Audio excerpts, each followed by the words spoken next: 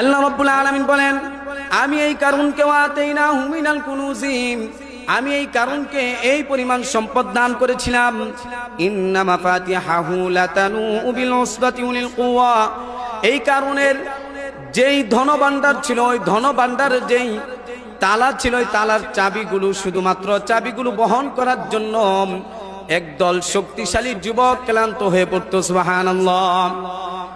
ইন্না কারুনা কানা মিন কওমি মূসা ফাবাগা আলাইহিম, ইন্না কারুনা কানা মিন কওমি মূসা ফাবাগা আলাইহিম وآتيناه من الكنوز ما إن مفاتحه لتنوء بالعصبة أولي القوة إذ قال له قومه لا تفرح إن الله لا يحب الفرحين। আল্লাহ রাব্বুল আলামিন এখান থেকে এক ব্যক্তির ঘটনা শুরু করতেছেন। যে ব্যক্তির ঘটনা আল্লাহ রাব্বুল আলামিন বর্ণনা করতেছেন, ওই ব্যক্তির নাম হচ্ছে কারুন। ওই ব্যক্তির পরিচয় আল্লাহ রাব্বুল আলামিন নিজে কোরআনুল কারীমের মধ্যে বর্ণনা করেন। ইন্না কারুনা কানা মিন কওমি মূসা, যে এই কারুন ছিল মূসা আলাইহিস সালাতু ওয়াস সালামের সম্প্রদায়ের লোক।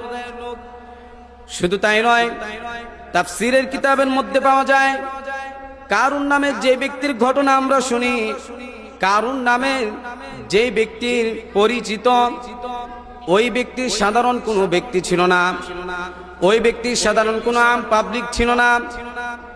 আব্দুল্লাহ ইবনে আব্বাস রাদিয়াল্লাহু তাআলা আনহুমা থেকে বর্ণিত, তিনি বলেন যে কানা ইবনে আম্মি মূসা আলাইহিস সালাতু ওয়াস সালাম, এই কারুন ছিল মূসা আলাইহিস সালাতু ওয়াস সালামের আপন চাচাতো ভাই। এই কারুন মূসা আলাইহিস সালাতু ওয়াস সালামের একজন প্রিয় সাহাবী ছিলেন।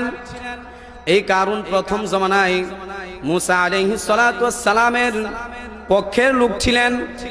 এমনকি মূসা আলাইহিস সালাতু ওয়াস সালামের উপর নাজিলকৃত তাওরাত কিতাব, ওই কিতাবের সে হাফেজ ছিল। তার কণ্ঠস্বর অনেক ভালো ছিল, অনেক সুন্দর ছিল। সে গুনগুন সুমধুর কণ্ঠে তাওরাত কিতাব সে পাঠ করতে পারত, তেলাওয়াত করতে পারত।